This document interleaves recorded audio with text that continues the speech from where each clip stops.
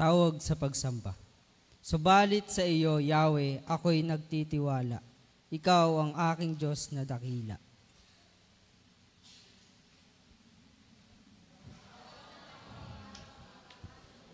Ililigtas mo ako sa kapal. Lahat po tayo. Itong iyong lingkod sana ay lingapin. Sa wagas mong pag-ibig ako ay sagipin.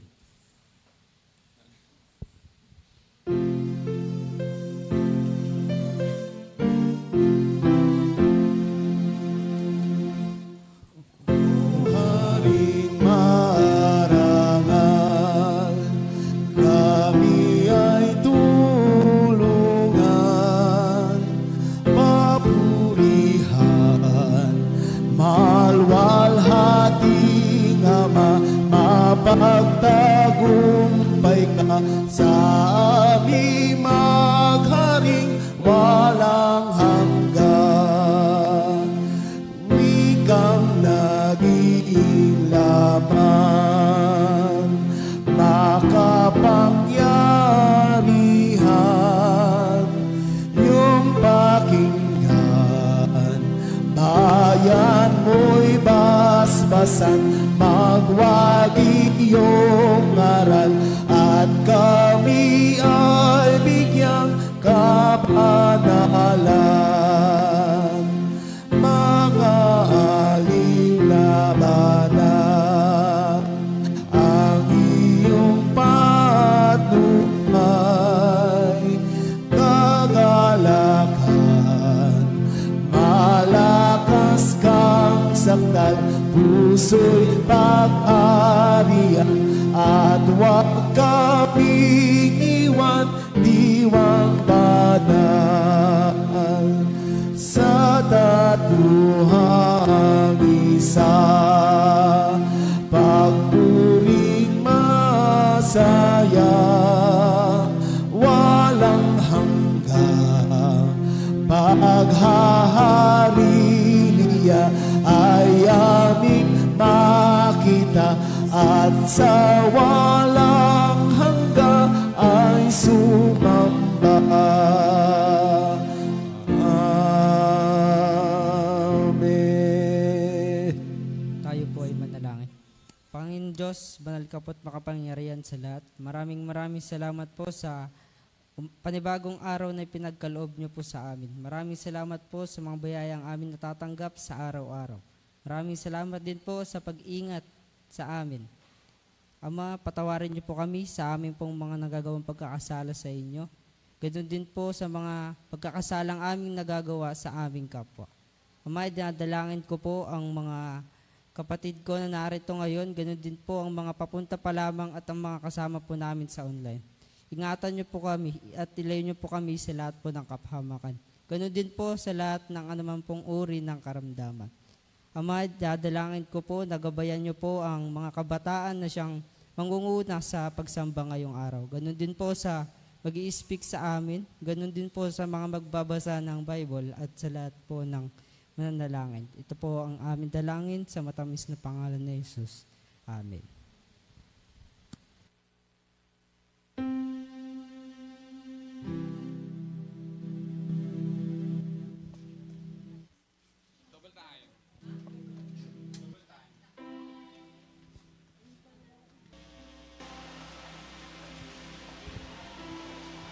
Ayan, good morning po sa ating lahat. Inaanahan ko po tayong tumayo para po purihin ang ating Diyos na buhay.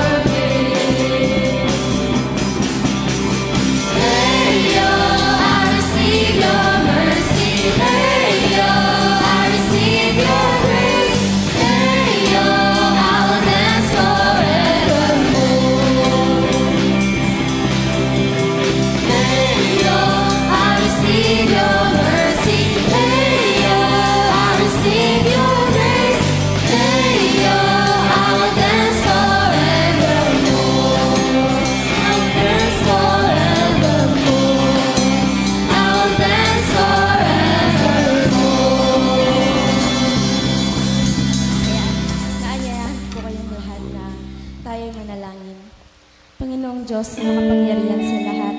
Pinupuri't pinasasalamatan ka namin sa panibagong araw, panibagong pagkakataon upang purihan ka, Panginoon.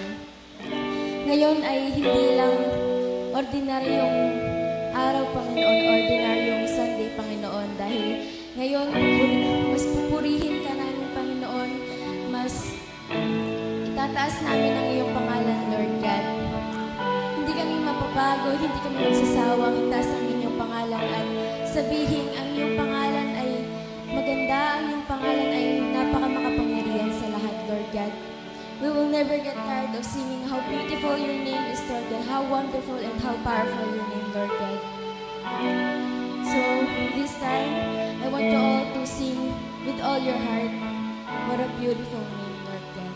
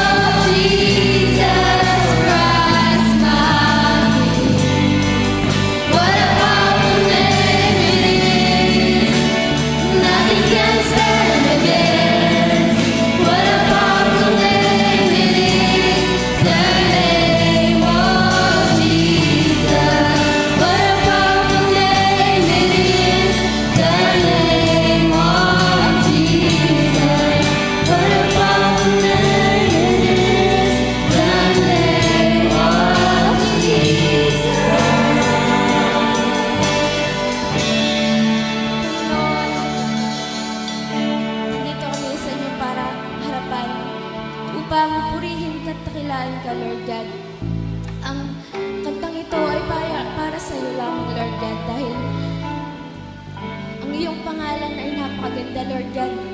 At naniniwala kami sa inyong pangalan. Lahat ng mga nangyayari dito sa ibabaw ng mundo ay ikaw lamang ang siyang nagplano nito, Lord God. Alam namin ang plano mo sa amin, Lord God. Kaya't nagtitiwala kami at naniniwala kami sa iyo, Lord God. Ngayong Sunday na ito, Lord God, mas patibayin niyo pa ang aming pananampalataya, Lord God. Mas patibayin niyo pa ang simbahan na ito, Lord God. Ito lamang ang aming panalangin sa pangalan ni Jesus. Amen at amen. Good morning po sa ating lahat.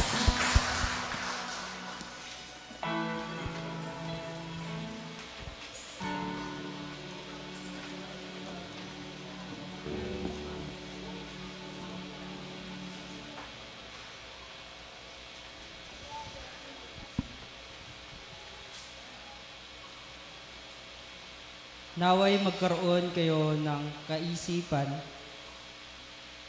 tulad ng kay Kristo Jesus.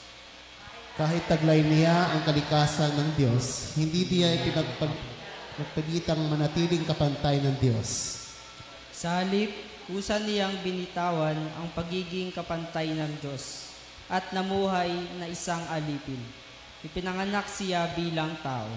At nang siya ay naging tao, magpakumbaba siya at naging masunuri hanggang kamatayan, maging ito man ay kamatayan sa krus. Dahil dito, siya ay lubusang itinaas ng Diyos at ibinigay ng pangalang higit sa lahat ng pangalan. Sa gayon, sa pangalan ni Jesus ay luluhod at magpupuri ang lahat ng nasa langit, nasa lupa at nasa ilalim ng lupa. Lahat po tayo. At ang lahat ay magpapahayag na si Jesus Cristo ay Panginoon sa ikalaluwalhati ng Diyos Ama, maging ulilang anak ng Diyos,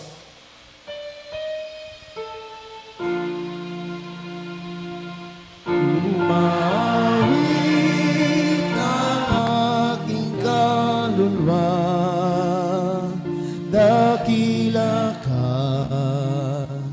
O Diyos Ama. Umawit ang aking kaluluwa, dakila ka, dakila ka.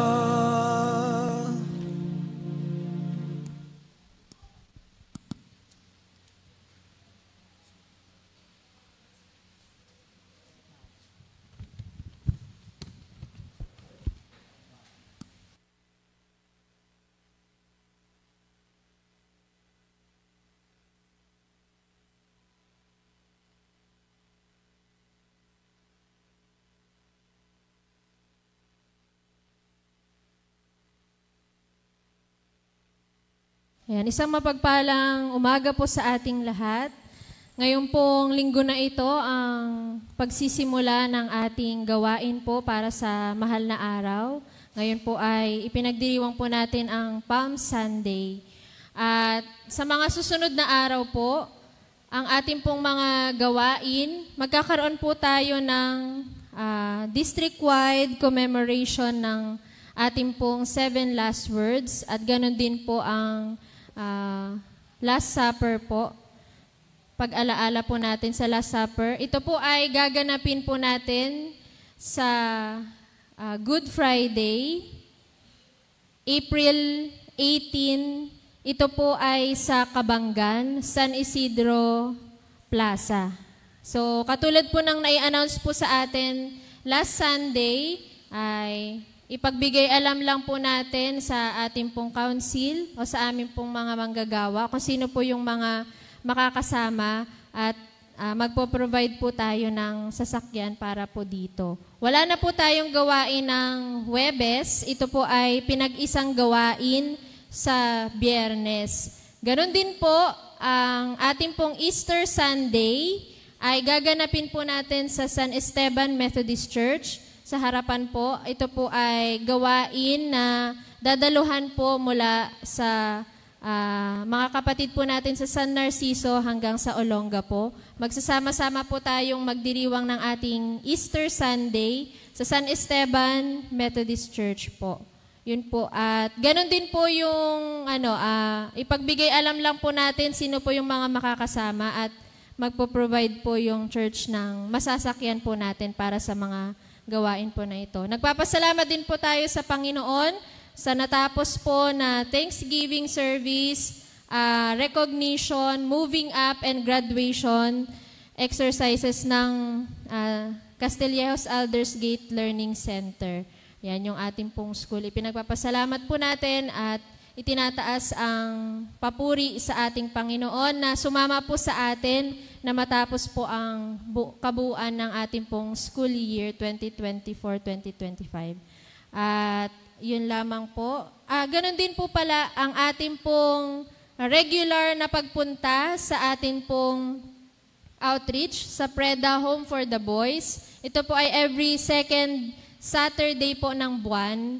At ang panalangin po natin, mapuntahan din po natin yung sa girls nito pong mga susunod na buwan. Marami na pong nagpahayag ng kanilang pagnanais po na tumulong. May mga nagbibigay po ng in-kinds at ganun din po ng cash para po pambili po ng food na ihahanda po natin para po sa ating pong mga kapatid sa Preda. Kaya maraming salamat po sa mga nagbigay po.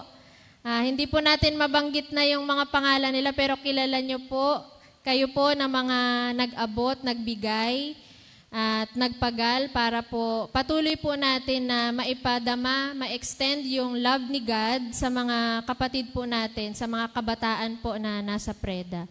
Kaya purihin po ang Diyos sa ating pong mga pahayag.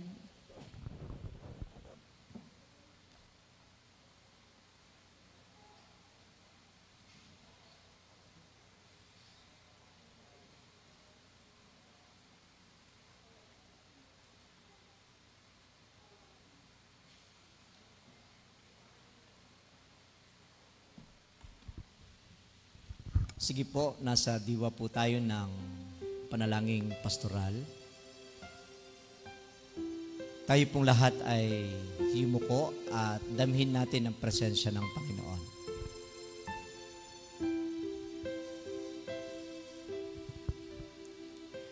Hallelujah.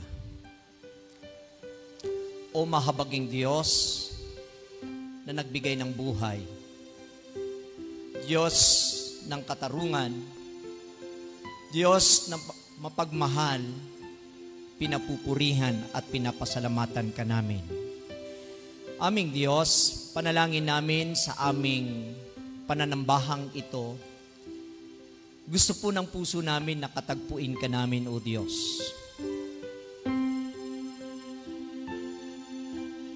Lord, pagbigyan niyo po kami na makita, maranasan ang iyong pagkilos ngayong umaga, O Diyos. Sapagkat ginugunita po namin ang iyong matagumpay na pagpasok sa Jerusalem na siyang naging hudyat upang ang sangkatauhan, O Diyos, ay makaranas ng kaligtasan sapagkat ang aming Panginoong Hesus ay naghirap sa krus ng Kalbaryo upang kami ay iligtas. Panginoon, samahan mo kaming lahat na nandito. Kayo po ang higit na nakakaalam kung ano po yung aming kalagayang personal. In the name of Jesus Christ, kung karamdaman man ito, Panginoon, sa pangalan ni Kristo Jesus, inyo pong pagalingin ng bawat isa sa amin, Panginoon. Lord, ikaw ang aming dakilang doktor. Ikaw ang aming manggagamot, O Diyos. Ginagamit mo ang science, ginagamit mo ang mga medisina, Panginoon, upang ang aming katawan, O Diyos, ay gumaling. Ngunit mas pinaniniwalaan namin ang iyong kakayahan, O Diyos. Kaya hinihiling ko ho, ang sinuman po sa amin ngayon, ang may karamdaman, in the name of Jesus, your healing power, O Lord, be upon us, Father God, upang maranasan ng bawat isa sa amin ang maayos na kalusugan. Panalangin din po namin, O Diyos, yung kalagayan ng bawat isa sa amin, sa trabaho, sa negosyo, Panginoon. Hinihiling ko po na iangat mo ang kabuhayan ng bawat isa sa amin.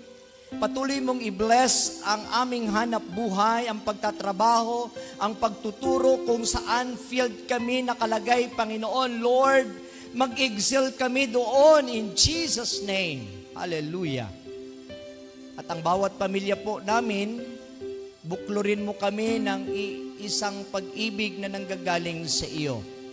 Samahan mo din po ang spiritual life po namin.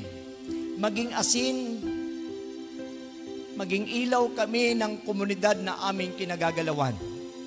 At salamat po, O Diyos, sapagkat iniingatan mo kami, inaangat mo ang aming pananampalataya upang sa ganon, ang pananampalatayang ito ang siyang magsasalba sa amin sa buhay na meron po kami. Panalangin ko po ang Castillejos Methodist Church in the name of Jesus. Lord, iangat mo, Panginoon, ang spiritual life ng bawat isa sa amin, lalo tigit ang aming pagtayo sa Biblia, Panginoon, na kung saan, Lord, ipinakita mo kung sino ka sa amin, kung ano ang iyong pwedeng gawin sa amin, lalo tigit sa iglesyang ito, Panginoon.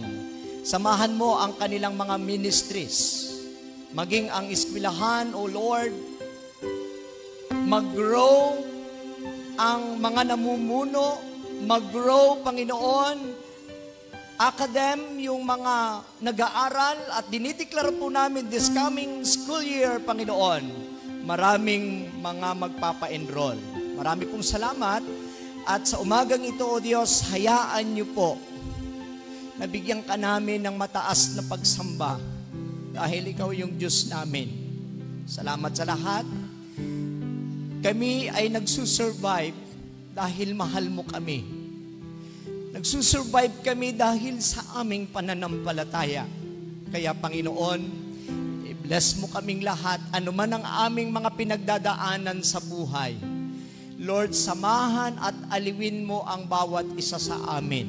Marami pong salamat sa araw na ito, O Diyos. Salamat po sapagkat iginawi mo ang aming mga paa.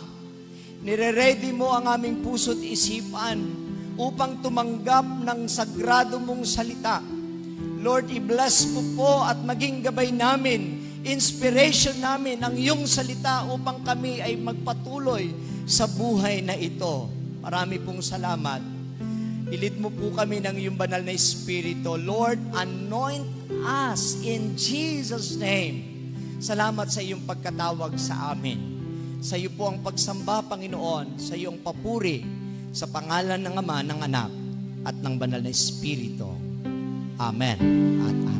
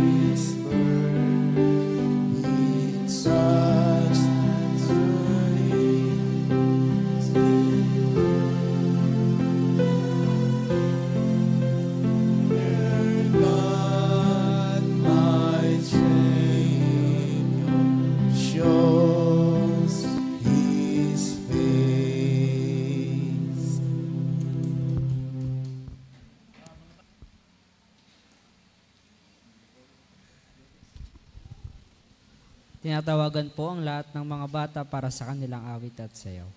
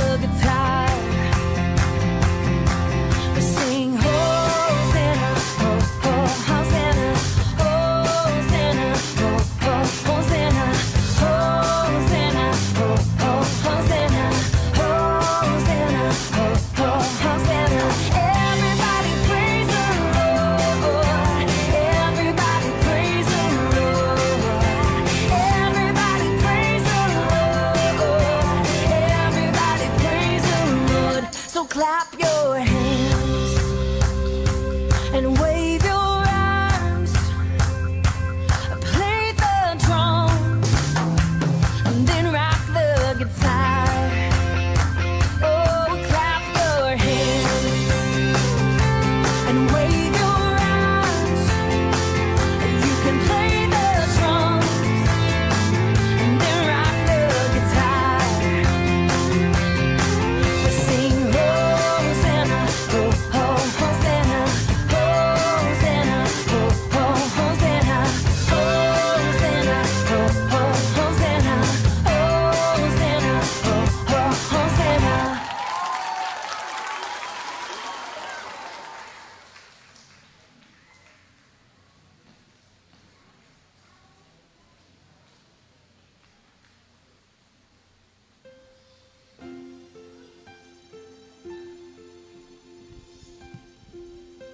Ayan mga bata, tayo pong lahat ay manalangin.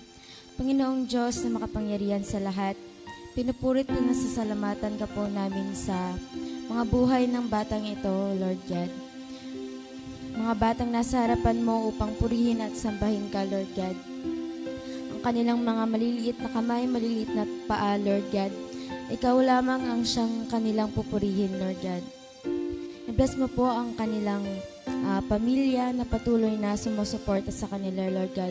Ang kanilang magulang na patuloy na nagtatrabaho upang matutusan ang kanilang mga pangangailangan, Lord God.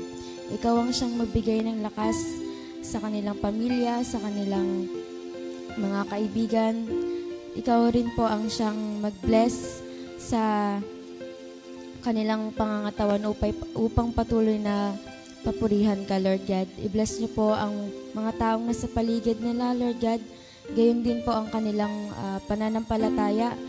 Ngayon pa lamang na sila ay bata, Lord God. Hubugin mo ng mabuti ang kanilang pananampalataya upang sila ang maglilid sa susunod na mga generation, Lord God. Ito po ang aming panalangin sa pangalan ni Jesus. Amen.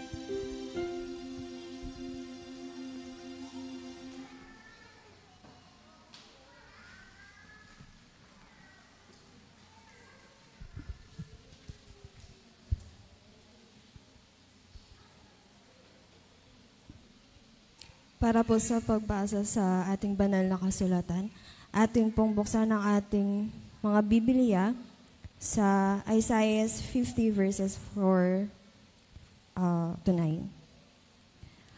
Ang Panginoong Yahweh ang nagturo sa akin ng aking sasabihin para tulungan ang may hina. Tuwing umagay, nananabik akong malaman kung ano ang ituturo niya sa akin. Binigyan ako ng Panginoong Yahweh ng pag-unawa. Hindi ako naghimagsik o tumalikod sa Kanya. Hindi ako gumanti nang bugbugin nila ako. Hindi ako kumibo nang insultuhin nila ako.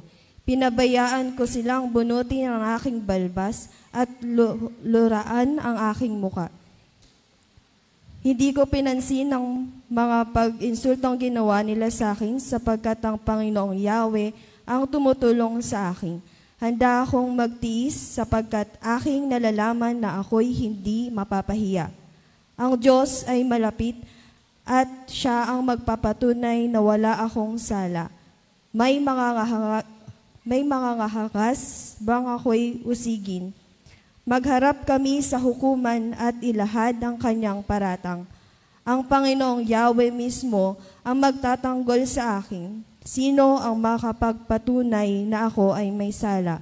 Mawawalang lahat ang nagbibintang sa akin tulad ng damit ng inangat-ngat ng insekto. Para po sa ating kalang pagbasa, tayo po ay magsitayo. Atin po itong matatagpuan sa Marcos 11 verses 1 to 11. Narating ni na Jesus ang bayan ng Bethphage at Bethania, malapit sa may bundok ng mga olibo. Nang papalapit na sila sa Jerusalem, pinauna ni Jesus ang dalawa sa mga alagad. At sinabi sa kanila, "Pumunta kayo sa susunod na nayon. Pagpasok, makikita ninyo ang isang batang asno, na hindi pa nasasakyan ni man. Kalagan ninyo iyon at dalhin dito. Kapag may nagtanong kung bakit ninyo kinakalagan iyon, sabihin ninyong iyon ay kailangan ng Panginoon at ibabalik din niya agad. Kaya't lumakad ang 2 alagad at nakita nga nila ang batang asno sa tabi ng daan. Nakatali ito sa may pinto ng isang bahay. Nang kalaganan nila ang hayop, tinanong nila ng ilang nakatayo roon, "Bakit ninyo kinakalagan niyan?" Sumagot sila gaya ng bili ni Jesus at hinayaan na sila'y umalis. Dinala nila kay Jesus ang batang asno. Matapos isapin sa likod nito ang kanilang mga abalabal, ay sumakay si Jesus. Marami ang naglatag ng kanilang mga balabal sa daan, samantalang ang iba na may pumutol ng madahong sanga ng kahoy, at iyon ang kanilang inilatag sa daan. Ang mga tao sa unahan at ulihan ni Jesus ay sumisigaw ng ganito, "Purihin ng Diyos, pinagpala ang dumarating sa pangalan ng Panginoon. Pagpalain ng malapit ng itatag na kaharian ng ating amang si David. Purihin ang Panginoon sa kataas-taasan." Pumunta si Jesus sa Jerusalem at pumasok sa templo at tinignan niya ang lahat ng bagay doon. At dahil gumagabi na, lumabas siya at nagbalik sa Bethania, nakasama ang 12. Tayo pipaglaan sa pagpasa na sa ating banal na kasulatan.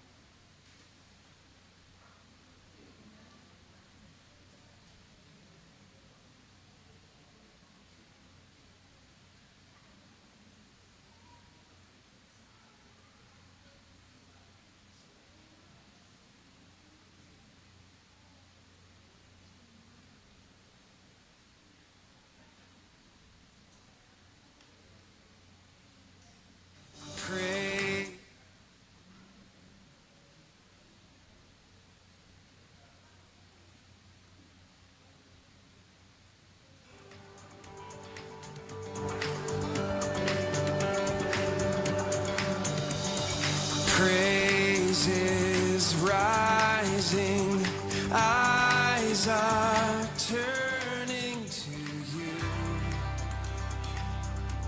We turn to you. Hope is stirring, hearts are yearning for you. We long for you. 'Cause when we see you, we find strength to face the day. In your presence, all our fears are washed away, washed away. Hosanna, Hosanna, you are the God who saves us, worthy of all our praises. Hosanna, Hosanna, come have your way among us. We welcome you here, Lord Jesus. Hear the sound of hearts. Hosanna, come have your way among us. We welcome you here, Lord Jesus. Hear the sound of hearts returning to you. We turn to you. In your kingdom, broken lives are made new. You make us new. 'Cause when we see you, we find strength to face the day. In your presence, all our fears are washed away, washed away. Hosanna, Hosanna, you are the God who saves us, worthy of all our praises. Hosanna, Hosanna, come have your way among us. We welcome you here, Lord Jesus.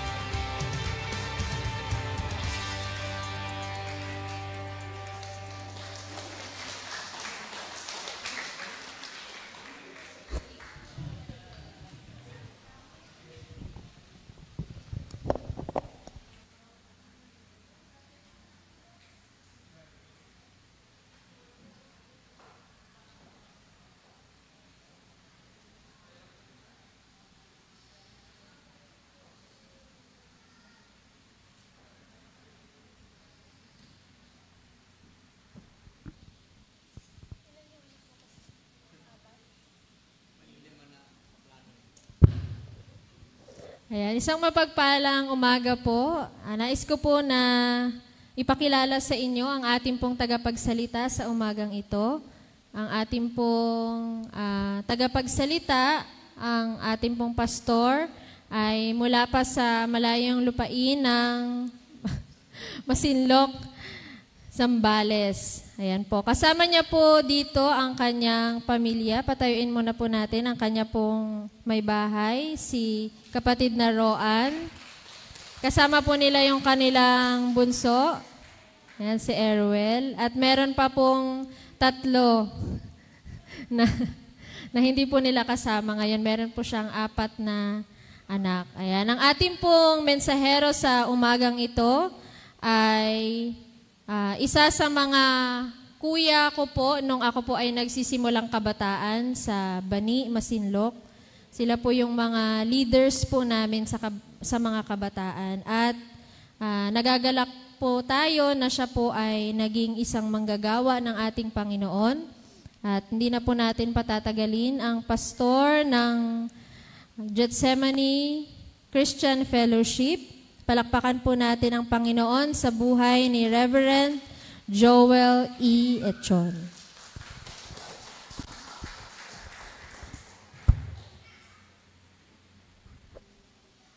Magandang umaga po sa ating lahat. Pwede po bang ngitian natin yung mga katabi natin? Sige po, ngitian natin. Ayan. Salamat at kasama ka namin. Kasama ka. Magkakasama po tayo ngayong umaga. Sige po, tayong lahat ay manalangin. Panginoong Diyos, inaanyayahan ka namin sa aming pag-aaral ng iyong salita. Makita namin ang wisdom behind the text na binasa kanina. At Lord, salamat po sa pagkakataong ito na inyo po akong gagamitin sa dakong ito upang ibahagi ang iyong salita, Panginoon. Marami pong salamat sa pangalan ng aming Panginoong Hesukristo. Amen at amen. Magandang umaga po sa ating lahat. Magandang umaga po. Ayan, sige po, mag-aral po tayo ng salita ng Diyos. Doon sa verse 1 ng Mark chapter 11, as Jesus and his disciple approached Jerusalem, sinugo niya yung kanyang 2 disciple para mauna na sa kanya. At meron po siyang bilin. Ang bilin niya po, pag kayo'y nakapasok na doon sa lugar na yon, you will see a young donkey na nakatali. Kalagin niyo yon at ibigay niyo sa akin. Sa verse 3, sabi niya, if anyone asks, just say, the Lord needs it and will return its son. So the title of my sermon is, The Lord Needs It. Tignan natin mamaya kung ano yung blessing ng message po ngayong umaga. Sige po. Pwede po, o nga, nakalimutan ko yung, okay. Saan ko ba itututok? Ayan. Ayan. Hello? Taas. Dito? Ale. Doon. Okay. Okay po. Look at the crowds. Ito po ay panahon po ng Passover. Na ang ibig sabihin, ito ay holiday po ng mga Jewish people. Na minsan ginagawa nila by March or April, na isineselebrate po nila yung freedom ng mga Hudyo sa pagkaalipin mula sa mga Egypt. At ang lahat ng mga Hudyo po ay nagtitipon po sa Jerusalem. So tignan natin ito. Nabalitaan po nila ang pagdating ni Jesus Christ sa kanilang lugar, kaya nagsipuntahan po ang mga tao para makita po si Jesus. Meron pong 2 crowd ang nasa eksenang ito. Yung isa po, crowd ay sinamahan si Jesus mula sa Bethany at yung isa ay naghihintay sa Jerusalem. So yung crowd na sumusunod kay Jesus na galing sa Bethany, yun yung unang crowd, at yung pangalawang crowd, yun yung doon mismo sa Jerusalem. Habang paparating po si Jesus, ang tingin ng mga tao kay Jesus ay isang bayani. Maging yung authorities, desperado sila na hindi nila mapigilan ang mga tao sa pagsunod kay Jesus. Ang iba ay saling gigilid lang at bystander naman yung iba. Ang iba naman po ay namamangha sa mga ginawa ni Jesus na mga kababalaghan. Kaya naghihintay sila ulit ng kakaibang gagawin ni Jesus. Tuloy, nagmukhang magician si Jesus. Yun yung crowd na meron po doon sa lugar ng Jerusalem. Pero, ang karamihan ay sumisigaw, masaya, umaawit, may sumisigaw pa nga na, Hosanna! Blessed he who comes in the name of the Lord. Hosanna to the Son of David. Yun yung kanilang sinisigaw. Sabi ko nga, merong dalawang crowd na naghihintay at kasama ni Jesus na papasok sa Jerusalem. Yung salitang Hosanna, kanina ang dami mula sa praise and worship, sa mga bata, sa kabataan, Hosanna tayo. Na ang ibig sabihin po ng salitang Hosanna sa Hebro ay save now. Isinisigaw nila na sila ay iligtas ngayon, hindi nila nalalaman na sandali na lang ay ililigtas sila ng kanilang hari mula sa kanilang mga kasalanan. Okay. Yun yung dalawang crowd. Crowd na sumisigaw, nagpupuri, at crowd na naghihintay ng himala, naghihintay ng kababalaghan, at yung iba naman ay, nagmamasid lang. Ikaw, kung nasa panahon ka ng pagpasok ni Jesus sa bansang Jerusalem, anong klaseng crowd ka? Saling gigilid o nagpupuri?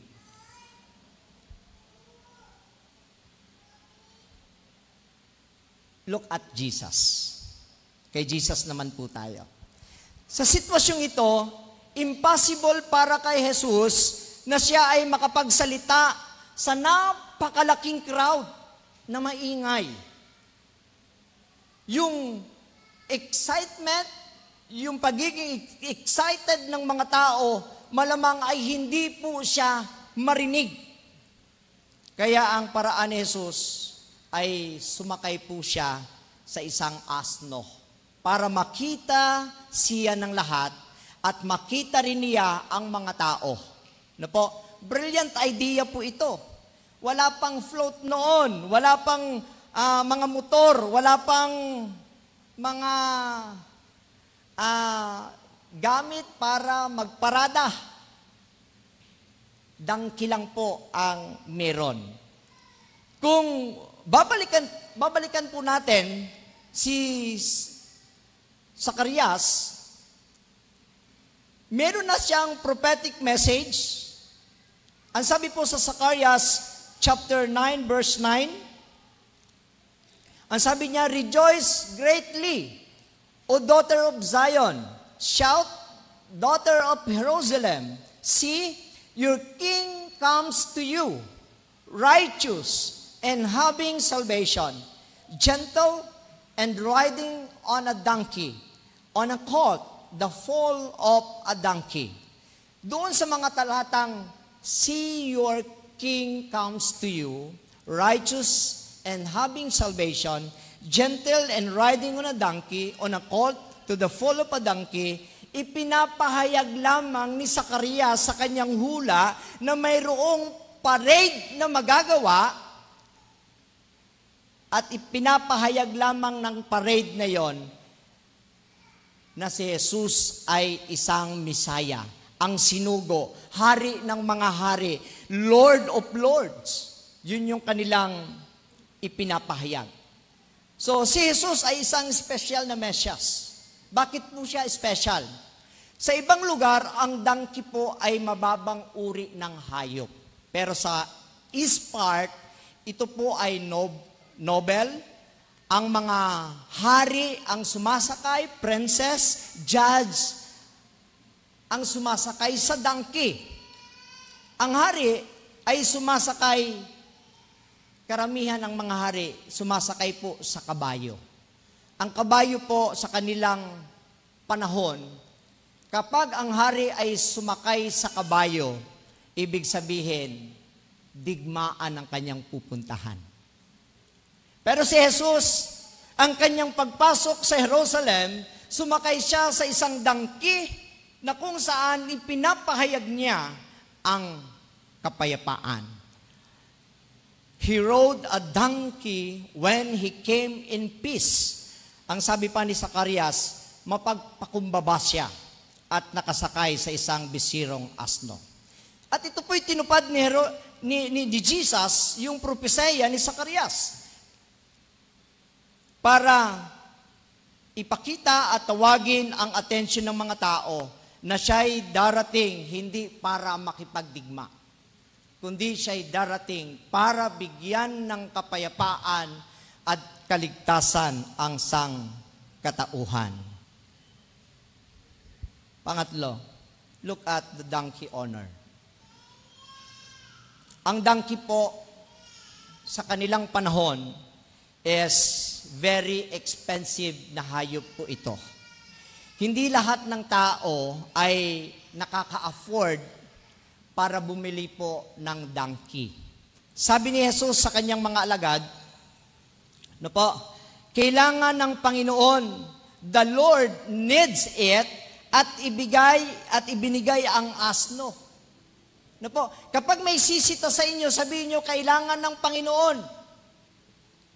Ayon sa Biblia, sa four gospel, walang nagtanong, ang tanong lang nila is, bakit nyo kinakalagyan? Nung sinabi ng mga alagad na kailangan ng Panginoon ito, wala na po silang sinabi. Pero gusto kong tignan po ninyo, look at the donkey's honor. Expensive na animal po ito. Pero, tignan po ninyo. Ang asno po ay prized possession po siya. Ginagamit ito sa transportation, sa pagsasaka. Very valuable ang hayop na donkey. Pero sabi ni Jesus, kailangan ito ng Panginoon. Yun yung panuto niya doon sa mga disciples. Noong ibinigay nila ang asno, yung donkey's honor, ibinigay niya ang pinakamainam, pinaka-the best para po sa Panginoon. Bibihira ang magkaroon ng donkey sa kanilang panahon kasi mahal ito. Ngayon, ano po ang pinakamahalagang bagay para sa inyong buhay? Pera po ba? Money ba? Bahay ba? Ari-arian ba? Sasakyan ba? Tanungin natin ang ating mga sarili kung dumating mismo si Jesus at sabihin niya mismo sa atin, kailangan ko yan. Anong bagay man yan, ibibigay mo ba ito sa Kanya? Lagi po nating tandaan, the Lord needs it. Kung papansinin po ninyo, yung dalawang disciples, nandun yung kanilang obedience. Pwede silang barilin pag kinakalag nila yung asno, pero sumunod lang sila kay Jesus. Kung mismo ang may-ari ng asno ang nagtanong, sabihin nyo, the Lord needs it. Ibinigay po ng donkey's honor, yung donkey niya. Ngayon, ano ang pinakamahalaga sa iyo? Pag sinabi ni Lord, kailangan ko yan, ibibigay mo ba? Isusuko mo ba sa Kanya ang mga ito gaya ng may-ari ng asno? Willing ka ba na kunin niya ito at gamitin kahit anong panahon na kailangan niya ito? Ibibigay mo ba o hindi mo ibibigay? I hope maging katulad tayo ng may-ari ng asno. Look at the donkey.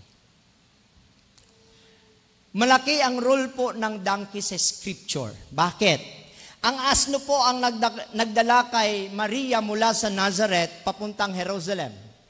Asno rin ang nagdala kay Maria mula Bethlehem papunta ng Egypt. At sa huling bahagi ng buhay ni Jesus, yung triumphant entry of Jesus Christ at Jerusalem, asno po yung ginamit.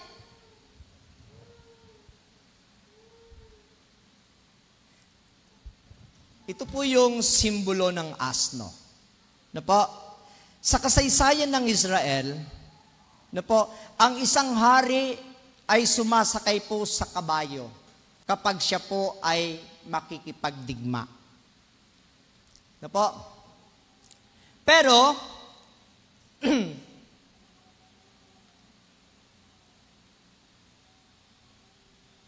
itong at sasakay naman sa isang asno kung ang kanyang pakay ay kapayapaan. Yun yung sinasabi ko kanina. Si Jesus ang hari ng mga hari, prinsipe ng kapayapaan, at walang ibang pakay kundi ang kapayapaan ng kanyang bayang minamahal. Yan lang yung rason ni Jesucristo. Kapatid, ang Palm Sunday ay may magandang mensahe po sa bawat isa sa atin. Dumadaan si Jesus sa isang parade. At kapag sinabi niya sa iyo, the Lord needs you, ano ang ating magiging response? Mula dito po, pinakita ko po sa inyo yung background po ng ating pinag-uusapan, bakit kailangan ni Jesus. Look at the crowds, mayroong dalawang crowd na nakita natin. Look at Jesus, siya yung sinisigaw na magsisave sa kanila. Siya ang Mesias, na po. Look at the donkey's honor, yung pinakamahalaga, ibinigay niya. Na po. Look at the donkey, pinakamababang uri ng hayop. Bakit sinakyan ng isang hari? Kasi kapayapaan ang dulot nito.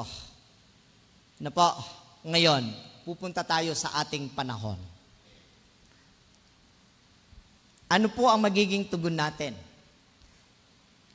Kung sinabi ni Jesus, the Lord needs you, tatalikod ba tayo gaya ng ginawa ng mga Pariseo o susunod tayo gaya ng mga ginagawa ng mga disipulo? Ini-invite ko po kayo na magbulay-bulay tayo ngayong umaga.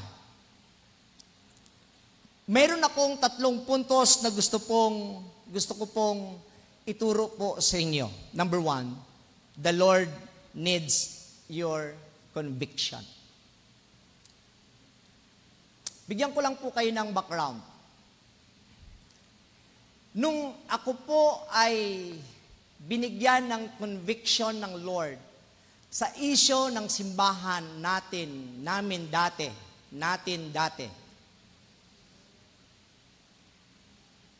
kinalimutan ko po ang aking credential. I have been in the ministry 25 years na po, pero kinalimutan ko yun kasi tinayuan ko ang salita ng Diyos. Pag tumatayo ka at tinatayuan mo ang Biblia, no po, malamang at sigurado, meron pong sacrifices, meron pong suffering. Pero pagkatapos nito, the Lord is good.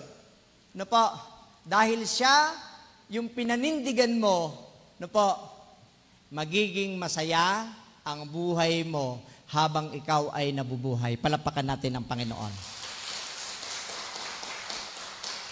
So the Lord needs your conviction. Kailangan ni Lord ang iyong pananampalataya. At ang pananampalatayang ito yung magsasalba sa atin sa buhay po na meron po tayo. Ito reality ito. Once na nag-stand up ka sa Biblia, marami kang makakaaway. Bakit? Ayaw ni Satan na ikaw bilang isang Kristiyano ay tumatayo sa Biblia. Ayaw niya yun. Kaya gumagamit siya ng mga sufferings, mga issues na ibabato sa iyo. But, if you stand still, the Lord is good, iaayos ng Lord ang lahat. Amen? Iaayos niya. Kung hindi niya iaayos ang pagstand mo sa salita ng Diyos, hindi po siya totoong Diyos. Pero dahil totoong Diyos ang ating sinasampalatayanan, ang pagtayo natin sa Biblia, yan yung magsasalba sa buhay mo, mga kapatid.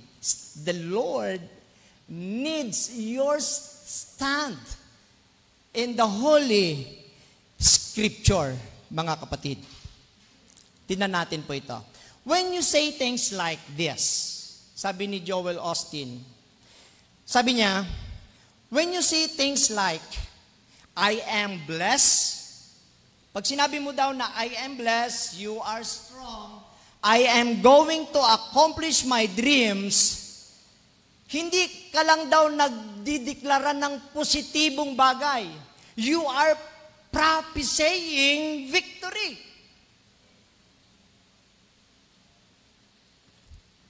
Kumbaga, hindi mo pa nakikita yung future, nagdideclare ka na magiging strong ka kasi nag-stand ka sa salita ng Diyos. Nag-stand ka sa pananampalataya mo sa Diyos. Sabi niya, that's not just being positive. You are prophesying victory, success, and new levels. Sabi nito kayo, your life is going to follow the direction of your words. Kumbaga ganito ho, what you say is what you become. Pag sinasabi mo lagi na, magtatagumpay ako, magtatagumpay ka, that's your conviction. I-try nyo po na, I am weak. I am not blessed. Mangyayari talaga yon. Pag sinasabi mo na I am strong, I am blessed, I am going to accomplish my dreams, you are declaring something good in your lives. There is nothing that cannot happen. Walang hindi pwedeng mangyari po sa kalooban ng Panginoon. Palapakan po natin siya. Sabi po ng Isaiah chapter 41 verse 10 to 13, do not be afraid. Si Yahweh po mismo ang nagsasabi kay Isaiah. At hiramin natin yung salita ng Diyos at maaring sinasabi ng Diyos sa atin ang mga bagay na ito personal. Ang sabi niya, do not be afraid. Huwag kang matakot, for I am with you. Biruin mo, hari ng mga hari, nasa tabi mo. Ang Diyos ng mga Diyos, no po, ang hari ng mga hari, kapag nasa tabi mo, ibig sabihin, tinatayuan mo ang iyong pananampalataya na siya ay sumasa iyo. Don't be discouraged, for I am your God. I will strengthen you and help you. I will hold you up with my victorious right hand. Yun yung declaration ni Yahweh kay Isaiah. Ito din yung declaration ng Diyos sa atin. Nakakatakot na po ang paligid natin. Chaos na po ang mundo. Ang dami ng mga signs na nangyayari. bilang human, no po, malamang natatakot din po tayo.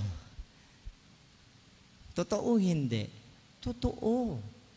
Na po, kapag sumiklab ang war sa Taiwan against China, apektado tayo.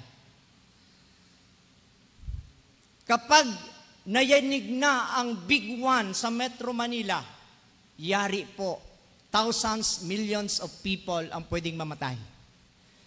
Nakakatakot. Pero sabi ng Isaiah chapter 41 verses 10 to 13, na po, nandyan ang Lord para po sa atin.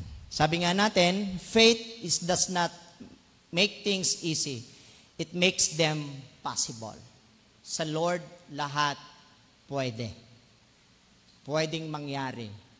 Lalo't kapag kalooban ng Panginoon. Anong dapat natin gawin? We live by faith, not by sight. Mamuhay tayo sa pamagitan ng pananampalataya, mga kapatid. Hindi doon sa bagay na tangible, visible. Kundi doon sa bagay na hindi nakikita. Yan yung sinasabi ng Hebrew 11:1 sa atin. So ang ibig sabihin po, the Lord needs your faith. The Lord needs your conviction. Pangalawa, the Lord needs your decision.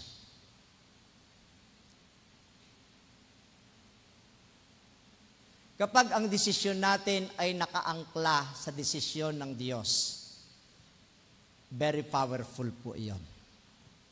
Kapag matagal nating pinag-pray ang isang bagay at kapag nagdesisyon na po tayo, na po, tama ang desisyon na yon. Sabi kanina, the donkey's honor, yung expensive animal na donkey, binigay niya. Hindi siya nagtanong, mahal yan, huwag niyong kalagin yan, bariling ko kayo eh. Walang ganon. Basta, sige, sinabi ng disciple, the Lord needs it. The Lord needs it.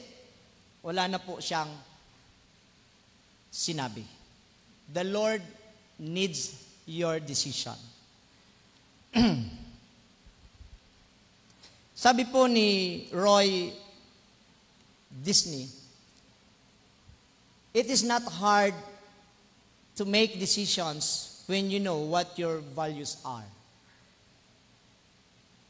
Sa pagdidesisyon po pala natin, may kinalaman kung sino at ano ang ating pagkatao. Amen? Elaborate ko lang po ng kunti. Once na klaro sa iyo ang iyong identity, pag sinabi nating identity, hindi yung ano ba ako, hindi, ano po, kundi yung identity na yon, kung ikaw ba ay anak ng Diyos. Kung sinasabi mo na ikaw ay anak ng Diyos, ibig sabihin na ang mahalaga yung mataas yung value mo. It is not hard to make decisions when you know what your values are. May kinalaman kung sino tayo. Pag klaro sa iyo na ikaw ay anak ng Diyos, your decisions is always right. Amen? Lalo kapag lagi mong isinasangguni sa Diyos. Na po? So what things in your life are most important to you? Ang suggestion po, mabilisan lang, make a list, at least 20 things na mahalaga sa iyo. Mabilisan lang. 30 seconds, mag-isip tayo ng 20 bagay na mahalaga sa iyo.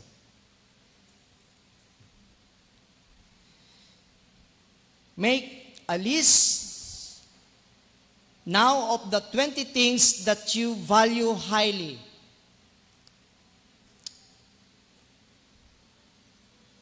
At hindi ka mabubuhay kung wala ang mga ito. Examples. I-include natin sa ating iniisip yung love, faith, spirituality, fun, trust, honesty, trouble, loyalty, security, and family. Kasama ang friends. And then, kapag naisulat na natin yon sa ating isip, basahin natin ito ng paulit-ulit. Hindi po? At habang binabasa po natin ito paulit-ulit, ano yung nasa isip po natin? Tanong. Kung mahalaga sa iyo ang kasiyahan, naglalaan ka ba ng oras para po dito? Kung kasama doon sa listahan na mahalaga sa iyo ang panahon mo sa pagpunta sa kapilya, binibigyan mo ba ito ng importansya? Kung mahalaga sa iyo ang mga kaibigan, nagiging mabuti ka bang kaibigan sa kanila? At kung mahalaga sa iyo ang katapatan, nagiging tapat ka ba sa iba?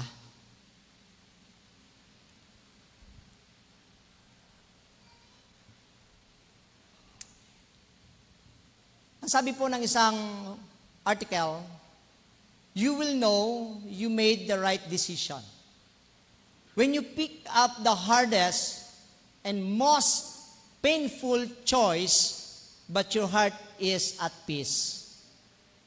Then, make a decision.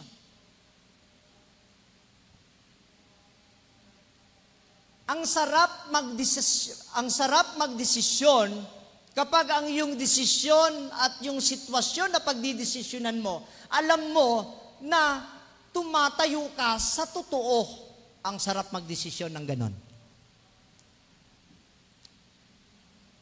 Lalo kapag tayo mga tatay, ano ho? Pag ang anak nagpaalam kay nanay, punta ka kay tatay, siyang magdesisyon. Tama po? Ganon sa amin. Meron naman, nagpaalam si anak kay tatay, doon ka kay nanay mo magdesisyon. Kasi si nanay naman talaga ang susunod. Mayroong ang joke sa Facebook patungkol sa halalan. At ang tinutukoy nung nagtanong, okay ba sa'yo na ang taong ito'y mananalo? Okay lang sa akin. Kahit manalo sila, si misis ko lang din naman ang nasusunod.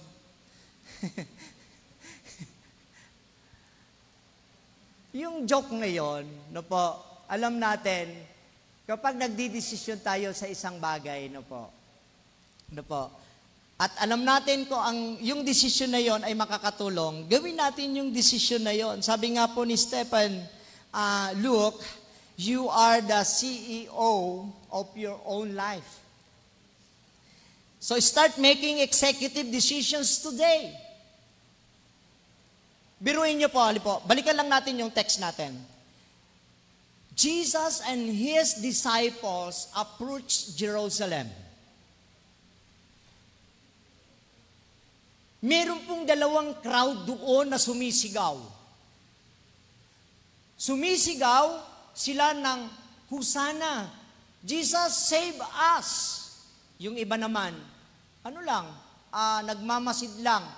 Spectator lang sila. Naghihintay sila ng himala ni Jesus. Pero alam nyo, kung nagdesisyon lang yung lahat na nandun, na sumisigaw sila ng Hosanna in the highest, kung alam lang talaga nila yung rason kung bakit pumasok si Jesus doon, pwede silang gumawa ng desisyon, ng pagsigaw din ng Hosanna. Pero take note, yung mga sumisigaw na crowd na Hosanna in the highest, save us, O Jesus, sila din yung sumigaw bandang huli ng crucified. So parbagang yung pagdidesisyon nila ng kanilang pagsigaw ay udyok yun ng kanilang conviction. Pero kapag nakakakita na sila ng something negative, nag-change yung kanilang mga desisyon. Sana wag po tayong ganon. Hanggang sa huli, mag-stand firm tayo sa decision na meron tayo. Sabi nga, ni Stephen Luke, you are the CEO of your own life. Start making executive decisions right now. Mga kapatid. Okay, next. Pangatlo, the Lord needs your action.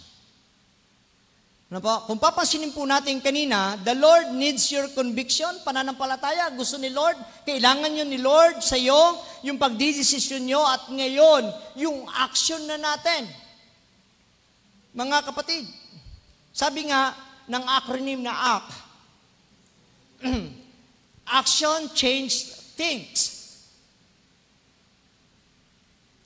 Maliban doon sa pagdidesisyon, once na mayroong itong kalakip na gawa, no po, there is something na makapagpapabago sa sitwasyon. Lalo po sa sarili natin, sa pamilya natin, sa simbahan natin, sa komunidad natin. So the Lord needs your action. So missing in action. Ika nga. So sabi ni Bruce Lee, knowing is not enough. We must apply. Hindi lang marami kang idea. Hindi lang sasabihin sa iyo ng kapwa mo, you have the right or you have the brilliant ideas. Hindi lang dapat ganon. We must apply, sabi ni Bruce Lee. Willing is not enough. We must do. Apa, willing ka nga, pero hindi ka naman nakikita. Wala ka naman ginagawa. Hindi ka naman nagpaparamdam. Buti pa ang, sabi ng iba, buti pa ang multo nagpaparamdam. Ikaw, hindi ka nagpaparamdam. Na po. So, knowing is not enough, we must apply. Willing is not enough, we must do. So, faith is giving up everything to God and receiving everything from Him. Yun lang po tayo. So always give your best and remember, God never fails to take care of the rest. Ganun naman talaga si Lord para po sa atin. Inuulit ko po. Kapag si Lord, kung nandito man siya, kung nasa sin mismo tayo doon sa Jerusalem, at biglang tumapat ang Diyos sa atin, at yung kanyang kailangan ay yung pinakamahalaga sa buhay mo, kaya mo bang ibigay? Alam niyo po yung 3 T na dapat nating ibalik kay Lord, yung treasure, time, at saka ano yung isang T? Talent. No po? Kapag tumapat ang Diyos sa iyo at sasabihin niya, kailangan ko yan, kaya mo bang ibigay yung oras mo sa Kanya? Pag tumapat si Jesus sa ating harapan, kailangan ko yan, kaya mo bang ibigay ang iyong treasures, ang iyong kayamanan? Kapag tumapat si Jesus sa ating harapan at sinabi niyang, kailangan ko ang iyong talent, ibibigay ba natin sa Diyos? Sa aking pagtatapos, mga kapatid,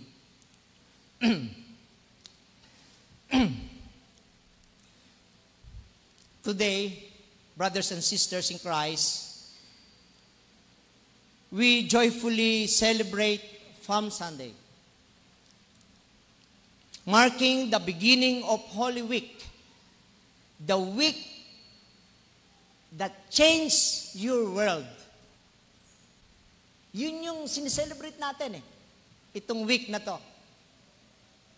As Jesus entered Jerusalem, riding humbly on a donkey, crowds welcome Him. Mayroon pang balabal, mayroon pang palm branches, at sumisigaw po sila na Hosanna. Brothers and sisters in Christ, today, we too raise our hearts and voices welcoming the King of Kings into our lives with the same devotion, and reverence. Baunin natin sa ating pag-uwi na inaalaala natin na mayroong isang tagapagligtas na matagumpay na pumasok sa buhay po natin at lagi nating sasambitin ang pag-respect sa Kanya, yung reverence sa Kanya, at gumawa tayo ng devotion para po sa Kanya. The Lord needs it. Ibigay lang natin sa Kanya. In the name of the Father, and of the Son, and of the Holy Spirit, everybody will say, Amen. Palapakan natin ang Panginoon.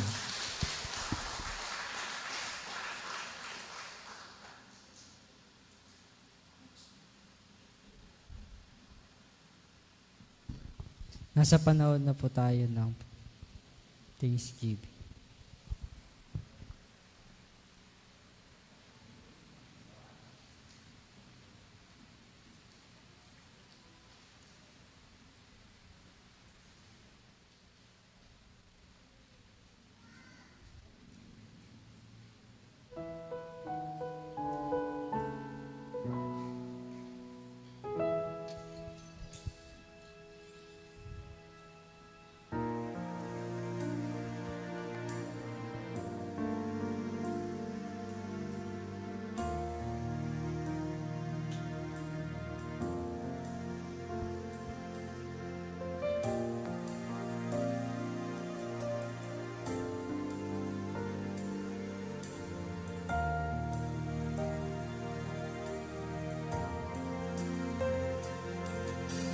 You were forever in my life. You see me through the seasons. Cover me with your hand and lead me in your righteousness, and I look to you, and I wait on you. I'll sing to you, Lord, a hymn of love for your faithfulness to me. I'm carried in everlasting arms. You'll never let me go. Through it all,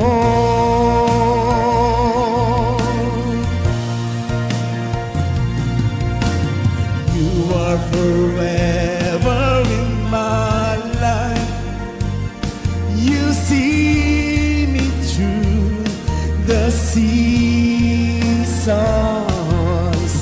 Cover me with your hand and lead me in your righteousness, and I look to you,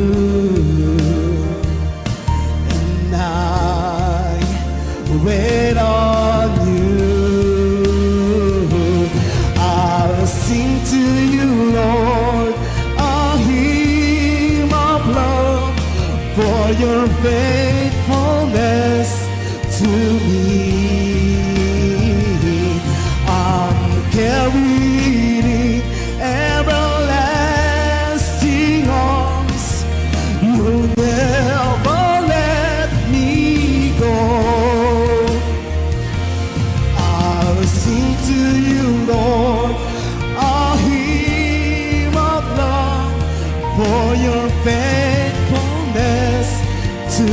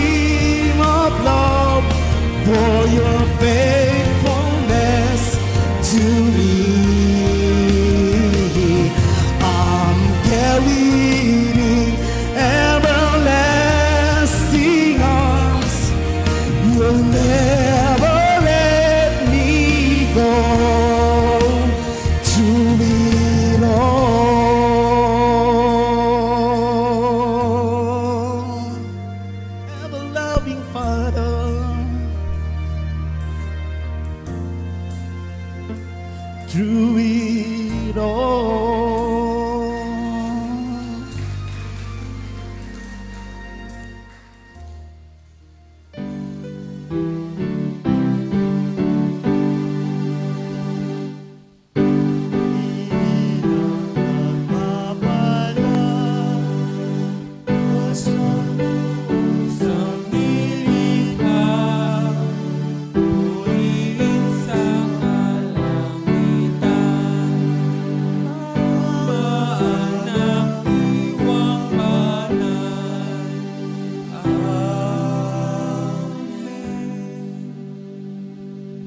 Aming Ama, aming Diyos, kami po ay lubos na nagpapasalamat sa iyong kabutihan at sa iyong pagpapala na patuloy na binibigay mo po sa bawat isa sa amin.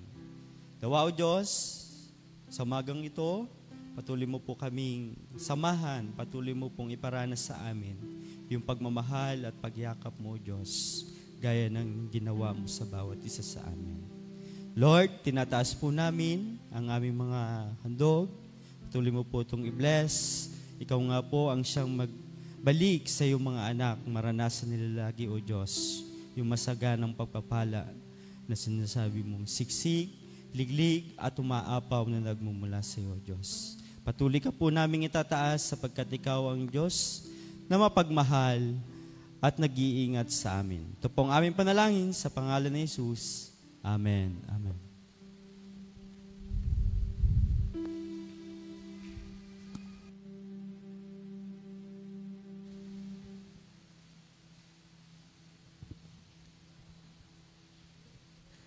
Para po sa awit ng pagtatalaga at pasasalamat, awitin po natin ang In the Service of the King.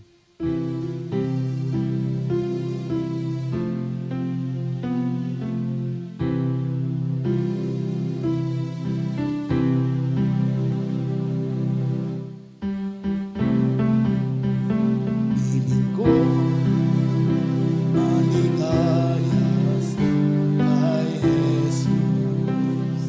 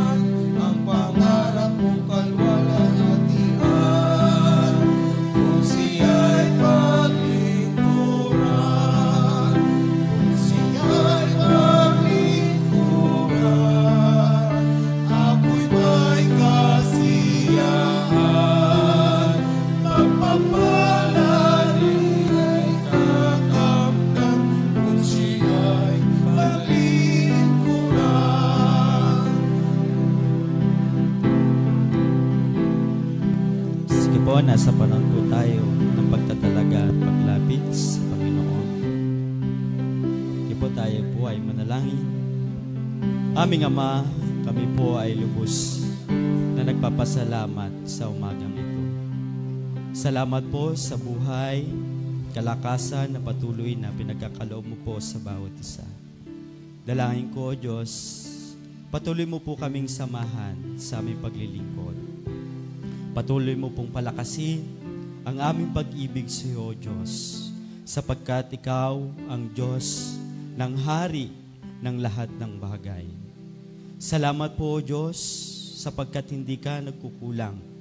Bagamat nakakagawa kami ng makasalanan, pero patuloy mo pa rin po kami hinayakap. Hinayakap ng iyong pagmamahal, dinadampi ang iyong makamay para kami ay magpatuloy na maglingkod, para kami ay magpatuloy na maging malakas, O Diyos. Salamat po, O Diyos, kay Pastor Joel at sa ganon din, O Diyos, sa kanyang buong pamilya. Salamat po sa buhay niya. Salamat po, O Diyos, sa iyong mga salita ng binigkas niya, O Diyos. Patuloy ko po silang nalapit sa iyo, lalong higit yung kanyang paglilingkod. Patuloy mo pong samahan, patuloy na maranasan, O Diyos, yung salita mo, O Diyos. Maging ganun din po, O Diyos, sa amin na narito ngayon sa iyong mga simbahan. Ang iba ay nakaupo, ang iba ay nakatayo, O Diyos. Dalain ko, O Diyos, yung mga panalangin nila, O Diyos. Maranasan nila, O Diyos, yung pagpapala na Ikaw ang Diyos na nagbibigay ng lahat, O Diyos. Patuloy po kami magsasama-sama. Patuloy ka po naming itataas sa dakong ito at sa dakong ng lahat ng araw ng panahon na pinagkakaloob po sa amin. Salamat po. Ito po ang aming panalangin sa pangalan ni Jesus. Amen. Amen. Sige po tayo. Manatili po tayo nakatayo. At taas natin ang ating mga kamay. Saluhin natin ang hindi kumukupas na pag-ibig ng Diyos Ama. Ganon din ang pangako ng ating Panginoong Hesus na isang buhay na ganap at kasaya-saya. Bahagi ng kanyang pangako sa Hebrew 13:5 na kailanman hindi tayo iwan at pababayaan ng Panginoon. Kasamang pakikipisan at pakikisama ng banal na Espiritu. Mga kapatid ko kay Kristo, ibigay natin ang pinakamainam para sa ating Panginoon. Tanggapin natin ito ngayon at magpakailanman sa pangalan ng Ama, ng Anak at ng banal na Espiritu. Amen at Amen.